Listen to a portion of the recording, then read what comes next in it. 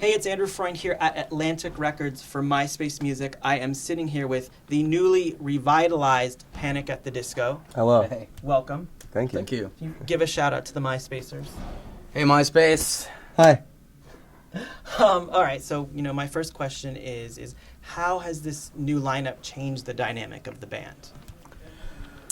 Well, it's just that it's a new lineup. It's different. We lost a couple guys, but we gained a lot of confidence for ourselves in writing. So it seemed like it was bad at the beginning, but then it just ended up being really great for us. So Yeah, it's less arguing about whose idea is better, and it's been nice. We were pretty like-minded in where we wanted the band to go.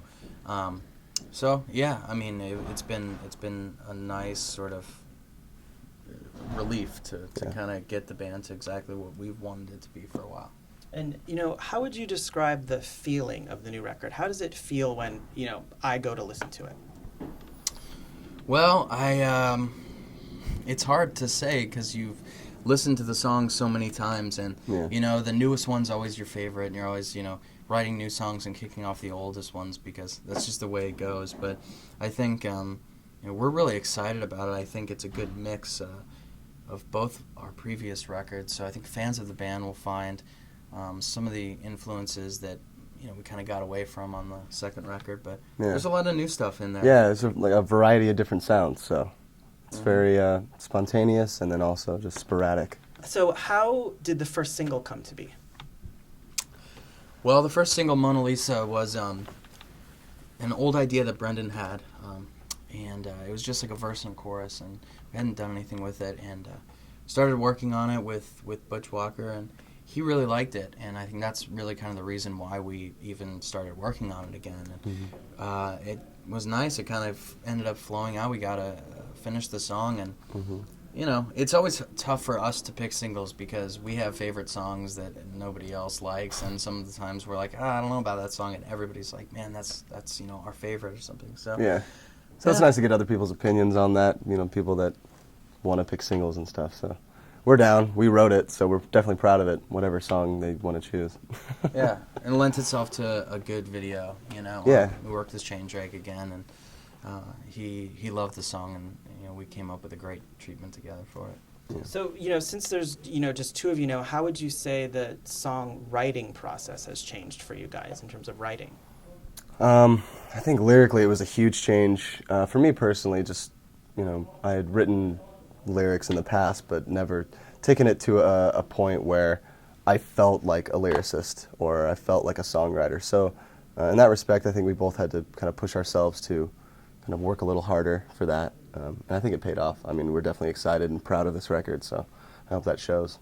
So you guys worked with two huge producers on this record, John Feldman and Butch Walker. What was it like working with those guys? It was very different from John to Butch, but we get along with them great, and that's nice. We've heard horror stories from other bands where they're they're creating great music, but you're not really excited about going to the studio every day. But with John and Butch, it was the opposite. We were just, John's up at like 6 a.m. working out, and he wanted to be ready at 10 a.m. and we're just like, man, we're not even like... We're not on that schedule, man. Yeah, we need to like come in at like 6 p.m., because like that's just how we work. But he got us really into just a better work ethic, and I think... and then Butch, he just totally gets what we want to do, and he's coming from a songwriting standpoint, but he was just very cool about saying like, these are your guys' songs. I don't want to write anything. I want and that's what we wanted. We didn't want to work with somebody who needed to get their Just wanted to be like, here's a song. Yeah. So he worked with all of our ideas and told us his opinions on which ones he liked best, which helped us gain confidence in him. But ultimately, I mean, we wrote every song on the record, so that was important. When you guys first came out, I would say you were kind of put into like the emo scene, but your music isn't really like that. I feel like it kind of transcends different genres. So what is it like for you guys, when you first came out, you're kind of put in that scene, but wasn't exactly like that? Yeah, I think we get a lot of different labels. Just recently, we got a called Baroquetronica, which I thought was kind of funny. But, what is that? I'm not quite sure. It sounded cool, but I don't really know. And that's the thing with like labels and stuff. You know, whatever people want to call us, we're down. It doesn't really matter. But I guess rock is like the most general term we can use. You know, it's guitars and drums and vocals, and I guess that's rock music. Yeah. It's the emo thing is funny because for the first couple of years, we get asked about it all the time. And the weird thing was that there were so many bands that would also get labeled that were just like, man, we don't sound anything like that. And it was this weird label that kind of nobody knew exactly who fit in to that. It was just kind of like a time in music where, you know, it wasn't necessarily some of the other, you know, classifications. But we just always say rock, pop, like the vaguest of terms because it... Baroquetronica. Yeah, that way we can do whatever we want and we don't get like pigeonholed, I guess. Did you guys have any new influences this time around? We did. Yeah.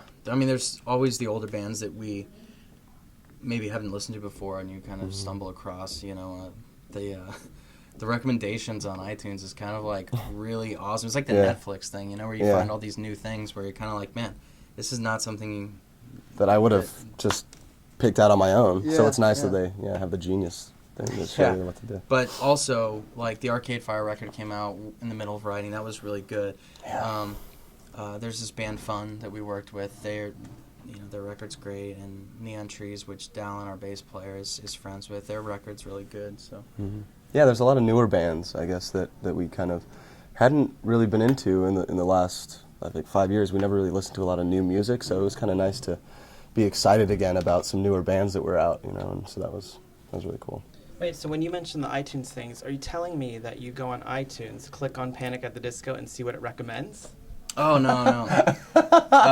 I should do that, though. I would be interested to see what it was, but... No, just, you know, you're listening to like Paul Simon or just like the older artists, and you'll find out about artists that weren't just the biggest, you know, artists around, because those are the ones that you can still hear on radio. But there's a lot of artists that, you know, kind of went under the radar and, you know, pretty great. So lastly, you know, let's talk about the tracks. Are there any tracks on the record that you guys are really proud of, or you think fans are going to be surprised to hear because maybe they sound a little bit different than your normal Baroquetronica? I can't stop saying that word. I know, right? It's kind of a nice little term. Yeah. I think I think our fans especially will be surprised to and maybe pleasantly surprised to see like Nearly Witches is the last song on the record, and that was something that was just a verse for the longest time, and we finally finished writing it. It took that amount of time to just take a breather from it and then finally finish the song. So I think they'll be happy to see that that's on the record. For us, I mean, me personally too, I Ready to Go is a song on the record that I'm really proud of. And I think, it was one of the newer ones that we wrote for the record, like the last song we wrote. And I don't think it sounds like anything we've done in the past, which is always exciting for us. It's really cool to be able to say that. So I hope that, you know, sparks some ears and some interest. Also, there's a song called The Calendar that's sort of like a Peter Gabriel vibe, like... It's like In Your Eyes, kind of. Yeah, I guess. the beat is a little bit... it's very different than any songs that we have, so that's going to be fun to play. And but it's cool because we were able to do kind of like our take on it, so it still sounds like our thing, but a little bit different. Awesome. Mm-hmm. Well, thank you guys. Oh, thanks a lot. Thank you. for the interview. Thank you. Later, MySpace Music. See you guys.